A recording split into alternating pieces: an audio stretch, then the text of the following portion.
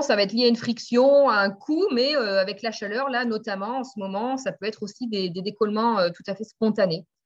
Donc pour nous, forcément, la chaleur, c'est quelque chose de très compliqué à gérer, de très angoissant, de très stressant, puisque leur corps est quand même, pour les formes les plus sévères, quasiment recouvert de pansements.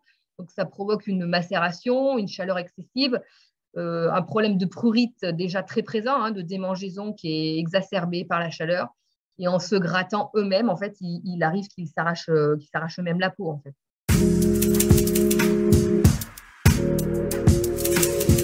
On hydrate effectivement les zones saines ou les zones qu'on a réussi à refermer le plus possible.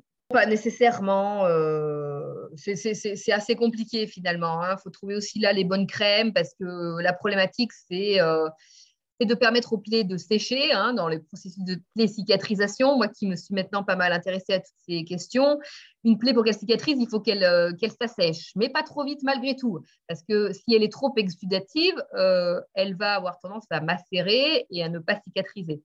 Plus on augmente aussi le risque de colonisation. Plus longtemps une plaie reste ouverte, plus on prend le risque qu'elle s'infecte, qu'elle se colonise. Ça fait partie aussi des risques de complications de notre pathologie, ce risque infectieux.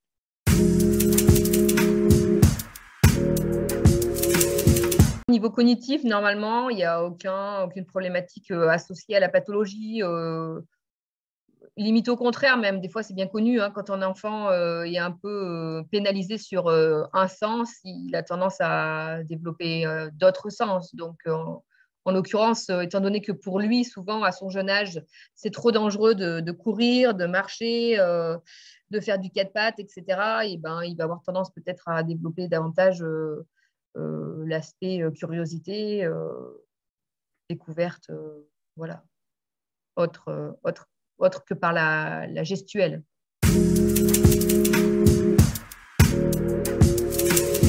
Alors, j'ai pas trop de recul et d'expérience là-dessus. Et puis, encore une fois, je pense pas qu'il y ait une réponse type, en fait. Je pense que ça dépend aussi beaucoup de comment l'enfant vit avec sa maladie, de comment ses parents vivent sa maladie à lui. J'imagine que si l'enfant était habitué à ce que d'autres personnes le voient nu, que ses parents, ça se passera aussi sans doute mieux. Et puis, il faut l'aider aussi à essayer d'accepter le mieux possible ce corps. Mais j'ai aucun doute que l'adolescence va être une période compliquée d'acceptation de soi tel qu'on est. L'enfant peut arriver à se laver tout seul, bien sûr, en grandissant. Non, ce qui va être compliqué, par contre, c'est de refaire les pansements au niveau du dos tout seul. Ça semble très compliqué.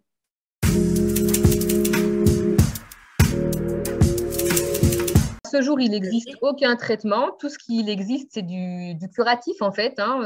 Les parents de ces enfants-là apprennent à devenir de véritables infirmiers en pansant toutes ces plaies, en appliquant des pansements, notamment en perçant les bulles, parce qu'il peut arriver que ça forme des bulles qui se remplissent de liquide. Il faut percer assez rapidement parce que sinon, ça continue à décoller de la peau, à augmenter la superficie, ou à les percer donc avec une bulle, avec une aiguille, pardon. Et ensuite, faire des soins sont forcément longs et complexes. C'est souvent très douloureux.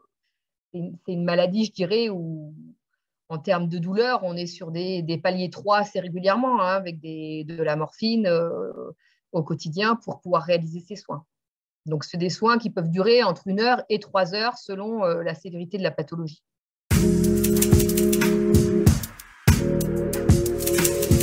On a été formés, mon mari et moi, effectivement, à l'hôpital Necker, mais après, on a perfectionné par nous-mêmes, en fait. On expérimente plein de choses et on cherche ce qui semble être le mieux, en fait.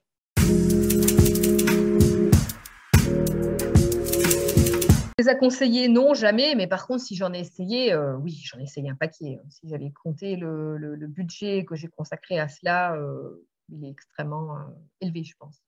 Quand la médecine classique n'a pas de solution à vous apporter, forcément, vous essayez tout ce qui peut exister. Après, des résultats plus ou moins flagrants, mais il y a des choses qui me semblent avoir bien fonctionné et avoir vraiment apporté un mieux-être clairement, et auquel d'ailleurs je continue à avoir recours régulièrement. Je pense notamment à l'ostéopathie. Il y a différentes approches en ostéopathie. Il y a ceux qui vont manipuler, qui vont exercer des pressions, mais il y a aussi au contraire ceux qui vont exercer des toutes petites pressions, des toutes petites très fines, voire même pas du tout. Et là, effectivement, c'est tout à fait possible. On a essayé l'hypnose, on a essayé l'homéopathie, on a vu un naturopathe,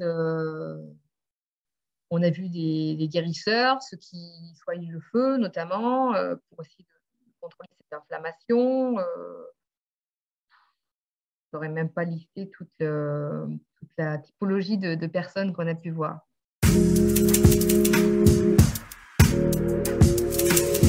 Je dirais que sur le fardeau de la maladie, sur le risque d'épuisement que fait peser la maladie, celui de la coordination des soins pèse extrêmement lourd. Le fait d'avoir des centres de référence qui sont souvent à des centaines de kilomètres, ou quand on se déplace le jour J, donc 1 à 2 fois par an, ces soins ne sont pas toujours bien coordonnés, ne s'enchaînent pas toujours. Il faut parfois rester plusieurs jours pour voir l'ensemble des spécialistes, hein, puisque c'est une maladie qui nécessite un suivi pluridisciplinaire, hein, pas uniquement des dermatologues, hein, comme vous l'avez compris. Il peut y avoir des répercussions sur la vue, donc il faut voir des ophtalmos, sur la bouche, donc il faut voir un dentiste, un stomatologue, un gastro-entérologue pour la partie système digestif, laxatif, etc. Mobilité, kiné, etc. C'est voilà, même que ce soit en local ou en prise en charge dans cette référence, on ne voit jamais une seule personne. Plus après, effectivement, comme je l'ai évoqué, il faut mettre en place un suivi avec des professionnels locaux, donc notamment dans le cas de ma fille, kiné, ergothérapeute, psychologue, hein, parce que c'est quand même pas non plus extrêmement simple d'accepter d'être né avec cette maladie et d'accepter le regard des autres constamment, et psychomotricienne. Donc voilà. À cela, vous rajoutez un centre hospitalier de proximité pour faire des perfusions au fer quand il y a besoin, des injections subcutanées de produits antiprurites, etc., quand c'est nécessaire. Donc, les coordinateurs de tout ça, bien souvent, c'est les parents. C'est vraiment épuisant et parfois des discours aussi divergents entre ces spécialistes. Tout ça est extrêmement, extrêmement épuisant. Souvent, je vais avoir tendance à imprimer la première page du protocole national de diagnostic et de soins qui résume dans les grandes lignes assez bien, je trouve, la maladie. Et puis après, je vais l'expliquer aussi avec mes propres mots, assez simplement, comme je viens de le faire pour vous. Mais c'est sûr que ce qui est particulier dans notre pathologie, c'est que les experts, c'est finalement nous. Donc, c'est souvent nous qui nous retrouvons à être formateurs de ces professionnels. Oui, tout à l'heure, j'en ai pas parlé, mais on a aussi des infirmières libérales qui interviennent au quotidien à notre domicile. Ces infirmières libérales, c'est nous qui les avons formées. Donc, ça, c'est aussi quelque chose de très particulier. Il faut tomber sur des personnes extrêmement ouvertes d'esprit, extrêmement dans l'idée de devoir écouter le patient lui-même ou son parent, ce qui est assez inhabituel dans leur fonctionnement. Donc, ça ne passe pas toujours en fonction des personnes sur qui on tombe. Il faut parfois persévérer là aussi, trouver ces bons professionnels, parce que l'autre option, sinon, c'est de gérer soi-même les soins au quotidien. Mais autant vous dire que là, le risque d'épuisement, il est multiplié par 10, voire par 100.